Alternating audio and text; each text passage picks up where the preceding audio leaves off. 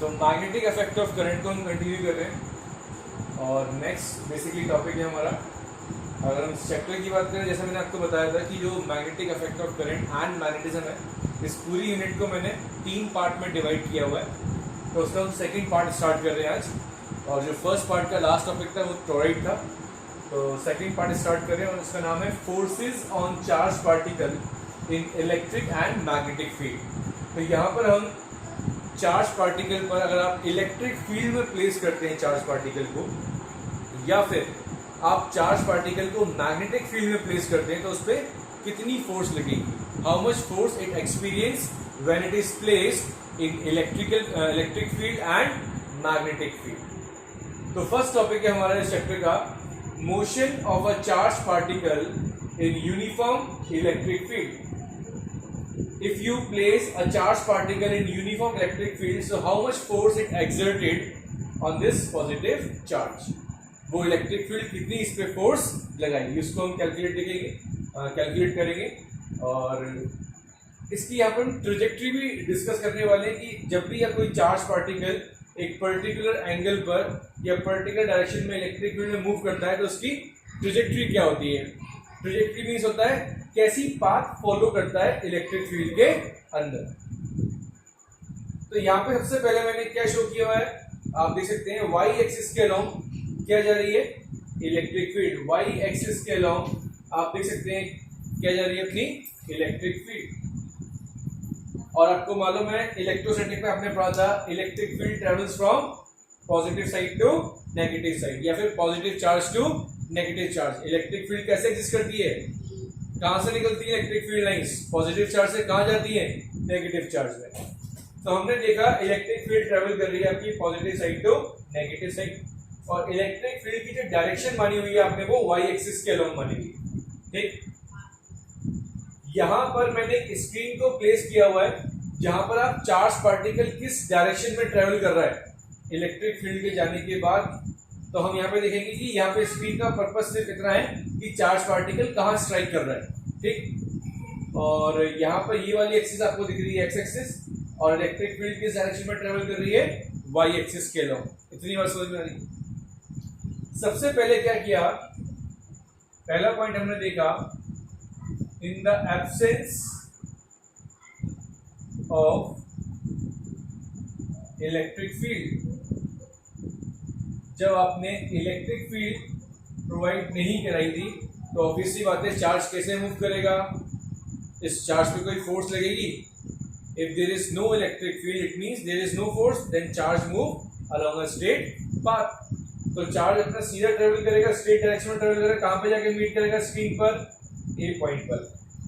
Condition क्या है, in the absence of electric field it means there is no uniform electric field, then in this case there is no electric force, then in this case charge going straight and it meet at a point A on the screen। जो हमने एक PQ screen ली है, charge कहाँ पे meet करेगा, A point पे meet करेगा। बात समझ में आ रही है, क्योंकि लगने वाली कोई फोर्स है नहीं। अब क्या किया आपने, एक यूनिफॉर्म इलेक्ट्रिक फील्ड ले लिया। तो इन the absence of electric field क्या बोलेंगे, देयर इज नो फोर्स, कोई भी फोर्स नहीं लगेगी। सेकेंड पॉइंट में क्या लिखा आपने एक यूनिफॉर्म इलेक्ट्रिक फील्ड ली, इसके अलोंग वाई एक्सिस के अलोंग।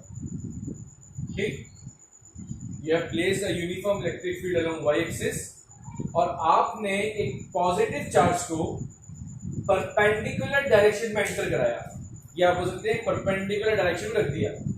इलेक्ट्रिक फील्ड ऐसे जा रही है और आपने चार्ज को इस डायरेक्शन में एंटर कराया आपने। ठीक, ये डायरेक्शन कैसे दिख रही है आपको, अगर इलेक्ट्रिक फील्ड ऐसे रखी हुई है और आपने चार्ज को ऐसे एंटर कराया, तो कितने एंगल पे आपने एंटर कराया चार्ज को, 90 डिग्री पे। और you can say that charge is enter perpendicular to the direction of uniform electric field. Charge हमारा परपेंडिकुलर एंटर हुआ। When the charge is enter into the uniform electric field, what will happen? It experience a force। उस force को आप calculate कर सकते हैं, पढ़ा हुआ है आपने फॉर्मूला, क्या होता है फोर्स का formula, F equals to QE। ये इलेक्ट्रोस्टैटिक में पढ़ा था आपने, F इक्वल्स टू क्या होता है QE। और अगर चार्ज इस यूनिफॉर्म इलेक्ट्रिक फील्ड में ट्रेवल कर रहा है, मूव कर रहा है, तो कुछ ना कुछ एक्सेलरेशन भी होगी इसके पास। तो what is the acceleration? F equals to ma। इस फॉर्मूले से हम क्या निकाल सकते हैं? एक्सेलरेशन कैलकुलेट कर सकते हैं। अब एक फॉर्मूला आया हमारे पास फोर्स का QE और एक फॉर्मूला आया फोर्स का हमारे पास ma। इन दोनों फोर्स के फॉर्मूले को क्या कर सकते हैं आप? इक्वेट कर दीजिए, इक्वेट। तो आपके पास ma किसके इक्वल आ गया? QE के इक्वल आ गया। तो यहां से एक्सेलरेशन की वैल्यू क्या आ गया आपके पास? QE upon m। तो this is the acceleration of the charge particle when it moves in a uniform electric field. अब आपके पास एक्सेलरेशन आ गई। बेसिकली हमें बताना क्या है, यहां पर मेरे को इलेक्ट्रिक फील्ड में जब चार्ज पार्टिकल मूव कर रहा है तो उसकी ट्रेजेक्टरी फाइंड करनी है। क्या फाइंड करनी है? ट्रेजेक्टरी। 11वीं क्लास में प्रोजेक्टाइल मोशन पढ़ा था आपने, वहां पर भी प्रोजेक्टाइल मोशन में जो पार्टिकल था या ऑब्जेक्ट था उसका जो पाथ फॉलो हो रहा था वो कैसा हो रहा था? पैराबोला। क्या बन रहा था? पैराबोला। यहां भी आपको ध्यान रखना है, बोर्ड में 1 मार्क्स में क्वेश्चन आ चुका है, what is the trajectory of the charged particle when it moves perpendicular to the direction of uniform electric field। आपको सिर्फ 1 मार्क्स में सिर्फ क्या जाना था? the trajectory of the charged particle when it moves in a uniform electric field it's parabola। क्या बताना था आपको? पैराबोला बताना था। तो वो पैराबोला प्रूफ करने के लिए बेसिकली बहुत काम आता है, जब भी मैं आपको प्रूफ करके दिखाऊंगा यहाँ पर। तो देखते हैं कैसे इसका जो पाथ है वो पैराबोला होता है। तो यहाँ पे बेसिकली मुझे ट्रेजेक्टरी डिफाइन करनी है और ट्रेजेक्टरी ड्राइव करनी है कि what is the trajectory of the charge particle when it is placed in a uniform electric field. तो एक्सेलरेशन आ गया मेरे पास, कितना है? QE upon m। अब ये जो डिस्टेंस है, जितनी बेसिकली इतनी लेंथ में इलेक्ट्रिक फील्ड एग्जिस्ट कर रही है। तो कितनी लेंथ में एग्जिस्ट कर रही है इलेक्ट्रिक फील्ड? x डिस्टेंस में इलेक्ट्रिक फील्ड एग्जिस्ट कर रही है। अगर मैं बात करूं तो जैसे जैसे इसको इलेक्ट्रिक फील्ड में एंटर करता गया, ये इसकी शेप देखिए ऊपर जाता जा रहा है। It moves along the direction of electric field। जिस डायरेक्शन में इलेक्ट्रिक फील्ड जा रही थी ये चार्ज पार्टिकल उसके अलोंग मूव करता जा रहा है। जैसे ही इलेक्ट्रिक फील्ड खत्म हुई इट गोस स्ट्रेट। किधर चला गया? ये सीधे चला गया। यहाँ पे जो बेंडिंग देख रहे हैं आप, ये किसकी वजह से देख रहे हैं? इलेक्ट्रिक फील्ड की वजह से। जैसे ही इलेक्ट्रिक फील्ड खत्म हुई it goes straight.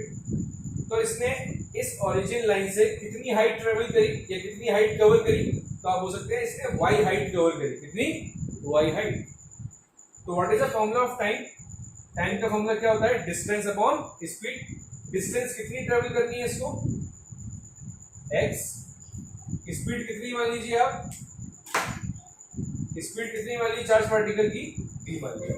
t equals to कितना आ गया? x upon v। टाइम आ गया आपके पास, एक्सेलरेशन आ गया। हमको इक्वेशन ऑफ मोशन लगानी। सेकंड इक्वेशन ऑफ मोशन क्या होती है? s is equals to ut plus half at square. ठीक। अब कितनी हाइट कवर करी इसने? तो आप डिस्प्लेसमेंट जो होगा वो हाइट के टर्म में होगा। तो आप डिस्प्लेसमेंट की जगह क्या लिख सकते हैं? y, क्योंकि इतनी हाइट कवर करी। इनिशियल वेलोसिटी क्या होती है चार्ज पार्टिकल की? 0।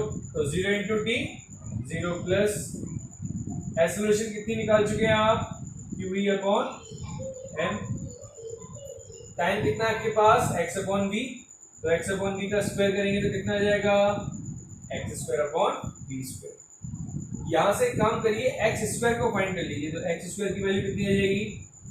ये आ जाएगी 2mv square upon 2mv square. चला गया। ठीक। और साथ में क्या आ जाएगा आपके पास? 2mv स्क्वायर y और QE किसमें आ जाएगा? अपॉन में आ जाएगा। QE किसमें आ गया? अपॉन में। ये 2mv स्क्वायर अपॉन में आ जाएगा। x स्क्वायर निकालने के लिए QE अपॉन में आ गया। तो आपके पास x स्क्वायर की वैल्यू क्या आ गई? 2mv square upon QE। तो सीधे सीधा एक पैराबोला की इक्वेशन होती है x square is equals to ky। याद होगा आपको, तो 11वीं क्लास में मैथमेटिक्स में पढ़ते हैं बच्चे। x square equals to ky। यहाँ पे k को अगर मैं कंपेयर कराऊं तो x स्क्वायर y k की वैल्यू क्या होनी चाहिए बताओ? k की वैल्यू होनी चाहिए 2mv square upon QE। Particle का charge constant, mass constant, v constant, E electric field obviously होता है कांस्टेंट। ये सारे टर्म क्या है हमारे पास? कांस्टेंट। तो इस इक्वेशन को हम पैराबोला की स्टैंडर्ड इक्वेशन से अगर कंपेयर करा सकते हैं, then you can say that this equation is parabola. It means a trajectory of the charged particle when it is moved in a uniform electric field, its path followed by the charged particle is parabola. क्या होगा? parabola. समझ में आ गई बात आपको? तो ये derivation थी बेसिकली जस्ट ट्रैजेक्टरी प्रूफ करने के लिए. तो आपको बेसिकली यहाँ पे तीन चीजें ध्यान रखनी है. पहला पॉइंट जैसा मैंने आपको बताया, इन the absence of electric field there is no experience of force on that charged particle. When it is placed in a uniform electric field, it experiences a force. Due to this force, it moves along the direction of electric field, and the trajectory of the charged particle is parabola. And the third case is, इसको मैं रख कर दूं, आप pause करके note कर सकते हैं इसको. ठीक. Third case is, अगर charged particle, if charged particle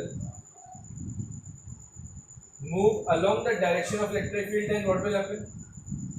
अगर हमारा charged particle किसके along move कर रहा है? Move along the direction of electric field. बताइए क्या होगा? सोचिए. इलेक्ट्रिक फील्ड के अलोंग अगर पार्टिकल मूव कर रहा है तो इट एक्सेलरेट. क्या करेगा? It accelerate. क्योंकि पॉजिटिव किसकी तरफ अट्रैक्ट होगा? यहाँ पे हम पॉजिटिव चार्ज की बात कर रहे हैं, तो पॉजिटिव किसकी तरफ अट्रैक्ट होगा? नेगेटिव साइड की तरफ.